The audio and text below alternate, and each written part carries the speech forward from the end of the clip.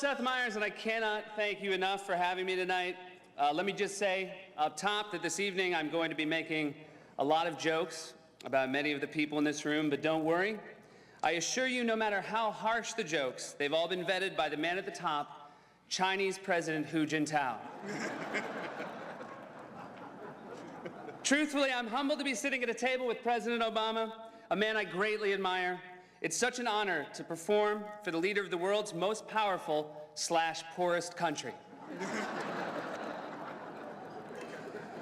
And before I start, these were my birth certificate jokes, so thank you for the timing on that, Mr. President. Now unusable. We were working on these jokes for months. One of my guys said, "Are you worried we're a little heavy on birth certificate jokes? What if he releases it before the dinner?" And I was like, why would he do that? He's not gonna wait 3 years and then release it before the dinner. Who told you I had birth certificate jokes? It was Assange, wasn't it?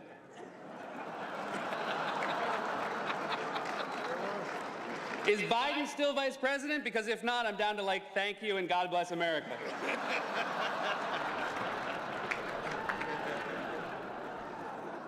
Now I can begin. I am also honored to be performing for those of you here tonight, as well as the handful of people watching at home on C-SPAN. C-SPAN is, of course, the official network for wide shots of empty chairs. Every time I tune into C-SPAN, it looks like they just had a fire drill. C-SPAN is one unpaid electric bill away from being a radio station.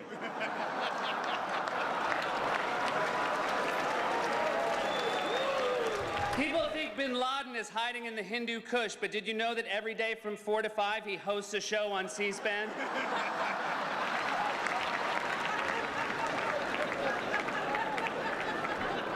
I'm not complaining about C-SPAN, mind you. I usually work on NBC, so tonight I'm thrilled to be on a network that people actually watch. In fact, the fact that I projected on 4 screens right now makes me the 3rd highest rated show on NBC. Comcast, of course, bought NBC this year, I'm assuming by accident, or when Goldman Sachs cut up the network and bundled it in the lower tranche of a CDO.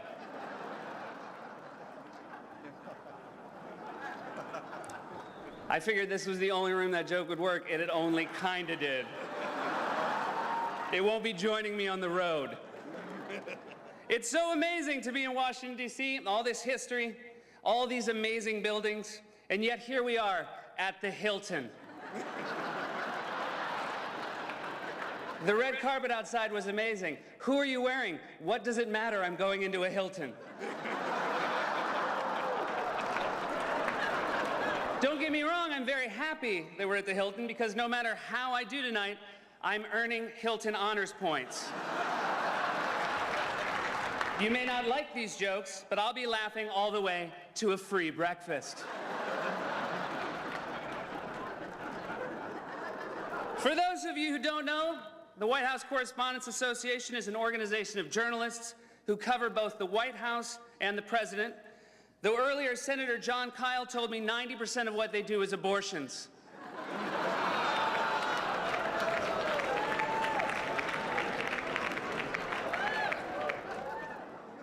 But tonight is not about our political differences. Tonight is really about the after parties. I keep hearing how everyone is excited to go to the Bloomberg party. You know how I know I'm not in New York? In New York, no one is excited to go to a Bloomberg party.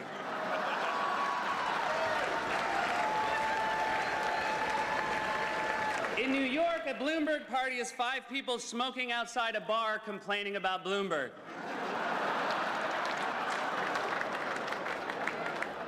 I, of course, am contractually obligated to attend the MSNBC party tonight. Everyone knows how the MSNBC party works. President Obama makes the Kool-Aid and everyone there drinks it.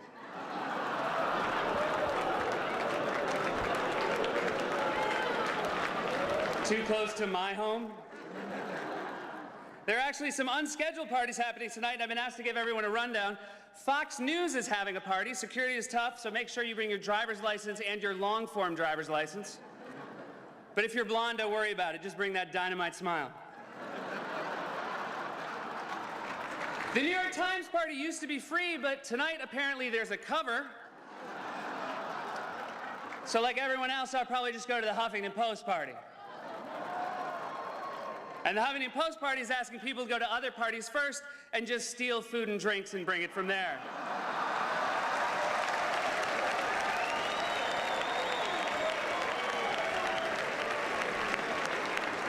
Don't get me wrong, I love Ariana Huffington, especially her voice. She sounds like a woman who would be sitting up in bed with a sheet wrapped around her as James Bond is walking out the door. Will I see you again, James?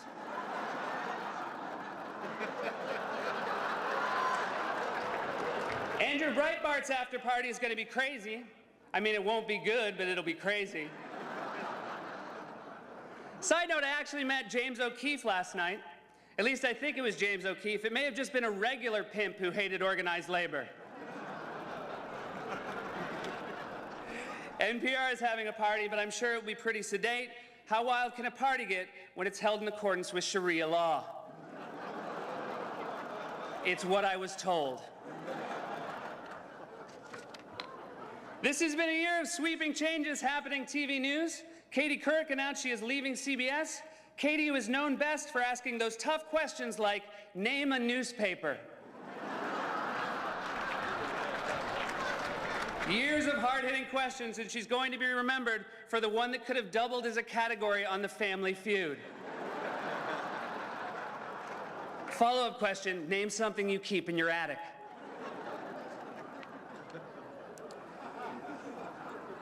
Katie is just one of the many departures we've seen this year. NPR fired Juan Williams after he said Muslims make him nervous. So Juan is black and afraid of Muslims, making him the least likely man to get a cab in New York City.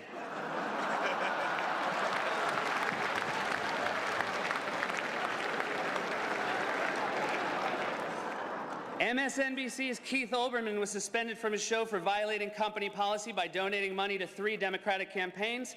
Still, the punishment seemed rather harsh compared to the slap on the wrist Larry King got after giving a Buffalo nickel to the campaign of Chester A. Arthur. CNN replaced Larry King with Piers Morgan this year. It's just like that old expression, out with the old, in with the who? Rick Sanchez, you are gone, but you are forgotten.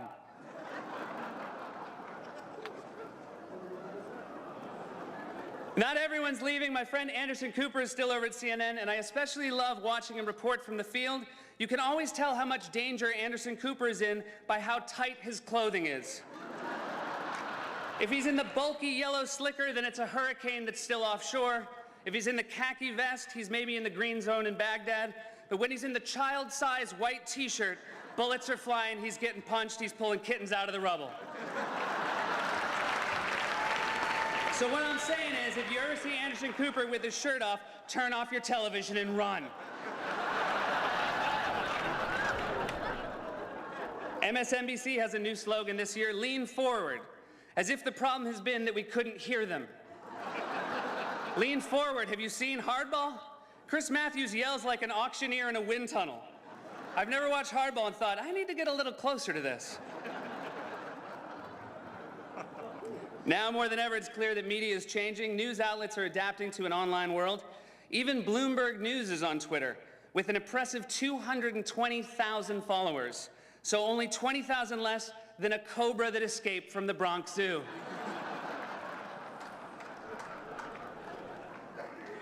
My friend and colleague from NBC, Brian Williams, is here tonight. Brian said he was coming because tonight has the element he most respects in an evening, cameras. I'm not saying Brian loves being on TV, but when he went to Egypt, it was because he heard it was their pilot season. All joking aside, I have nothing but respect for my good friend Brian. I don't know if everyone heard about this, but Brian landed in London to cover the royal wedding, only to turn back around and return to America to cover the tornadoes in Alabama. It was incredibly brave and courageous, and that is a direct quote from Brian Williams. This event tonight has grown past Washington, and many Hollywood celebrities are also here tonight. John Hamm is here. Yeah, John Hamm looks the way every Republican thinks they look.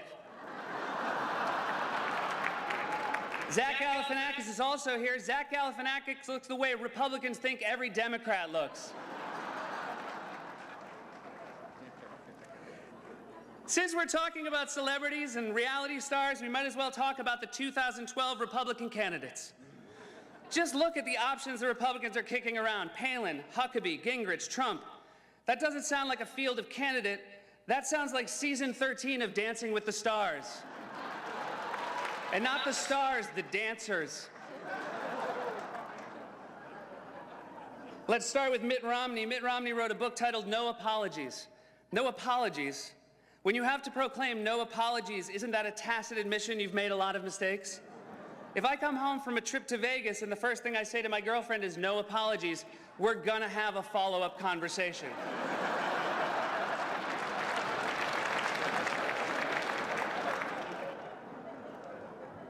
Both Rand Paul and Ron Paul have been talking about a run in 2012, so they have something in common with my father and I, which is not going to get elected president.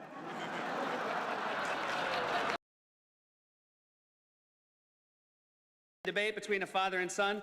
Rebuttal, Dad, you ruin everything. Tim Pawlenty.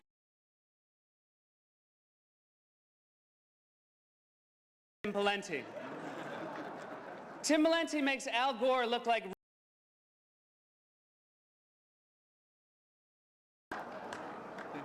Mike Huckabee is considering a run. Mike Huckabee said the president was raised in Kenya, went to a Muslim school, and he hates America. But despite that, he still seems like a sweet person. So he sounds less like a presidential candidate and more like my aunt. And then, of course, there's Donald Trump. Donald Trump has been saying that he will run for president as a Republican, which is surprising since I just assumed he was running as a joke.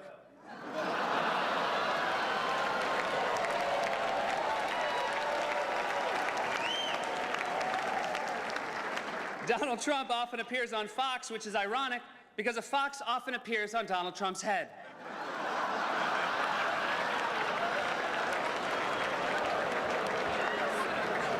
If you're at the Washington Post table with Trump and you can't finish your entree, don't worry, the fox will eat it.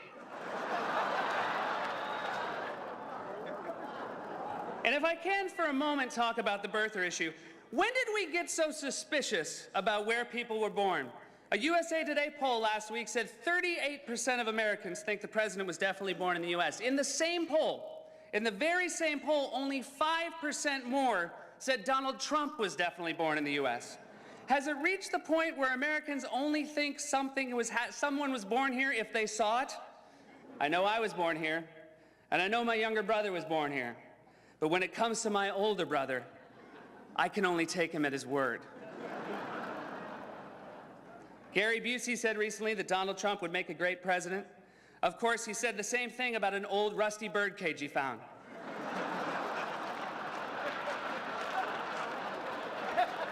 Donald Trump owns the Miss USA pageant, which is great for Republicans because it will streamline their search for a vice president.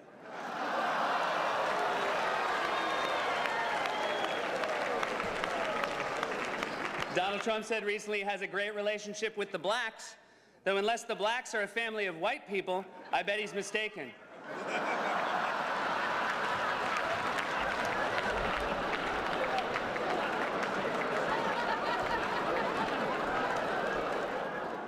I like that Trump is filthy rich, but nobody told his accent. His whole life is models and gold leaf and marble columns, but he still sounds like a know-it-all down at the OTB. Mr. Trump may not be a good choice for president, but he would definitely make a great press secretary. How much fun would that be? Kim Jong-il is a loser.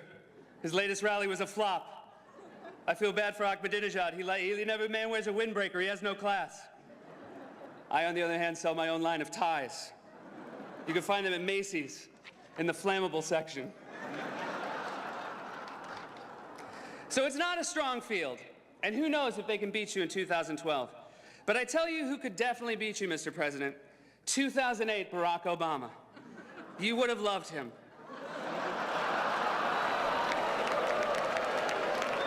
So charismatic, so charming. Was he a little too idealistic? Maybe. But you would have loved him. I still think we all remember that Inauguration Day, the First Lady was there. And may I say, for as beautiful as you looked that day, you look even more beautiful tonight.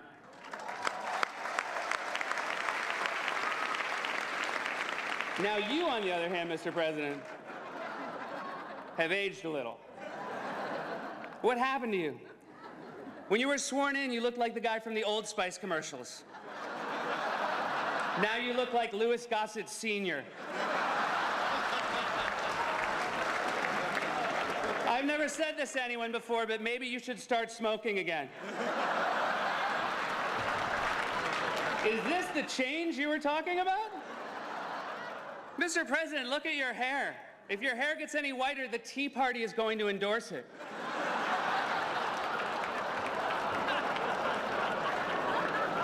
I'm going to get an angry voicemail from Jenny Thomas in 19 years.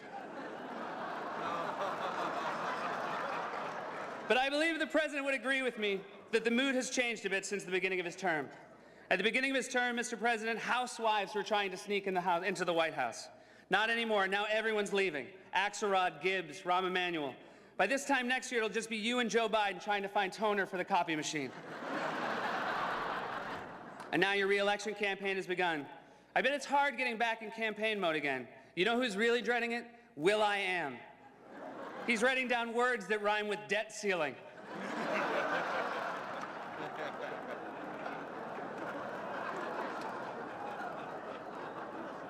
The Heritage Foundation projected that joke would get a standing ovation.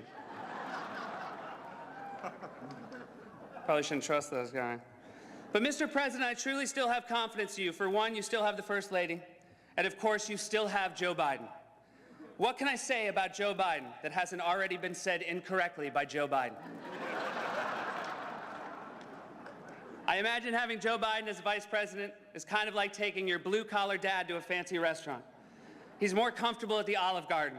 He talks a little too loud, he mispronounces the sauces, and you're always tempted to lean over to the waiter and say, "I'm sorry about him, he's from Scranton." The president and Joe Biden were not invited to the royal wedding, and when Biden found out, he immediately said to the president, "You, me, wedding crashers too. I'll book us 2 Amtrak tickets to London."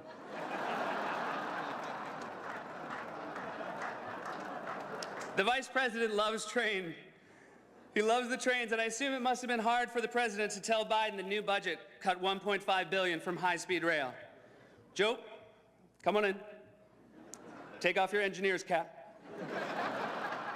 I have some bad news about the choo-choos.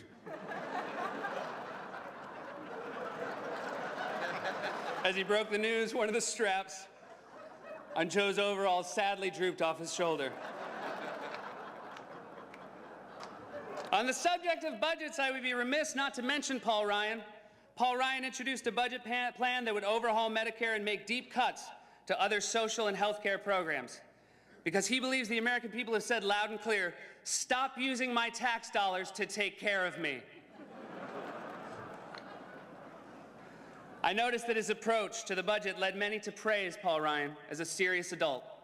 And I have to say, nothing is more depressing about politics than the fact that adult is now a compliment. Adult is only a compliment to a child. I'm so proud of you. You acted like an adult tonight. I'm glad I brought you to my boss's house for dinner. You even cut your own meat like a big boy. Also, Congress, there are a lot of things you want us to be impressed by that we are not impressed by. We are not impressed that you sat next to each other at the State of the Union. You know what the rest of Americans call an evening spent politely sitting next to a person with wildly different political views? Thanksgiving.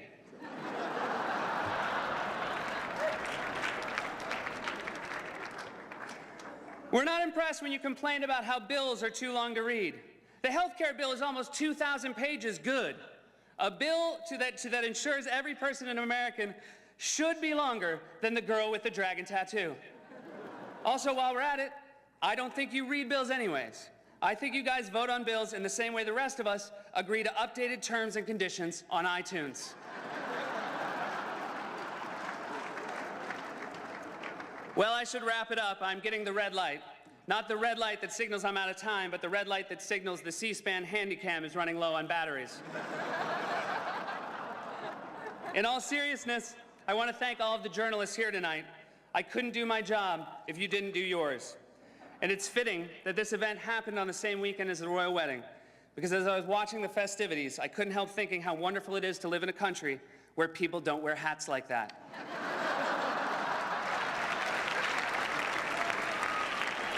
Tonight has truly been an incredible honor for me. America is the greatest country on earth, and at least when my speech started, was still a nation rated AAA by Standard & Poor's. Thank you and good night.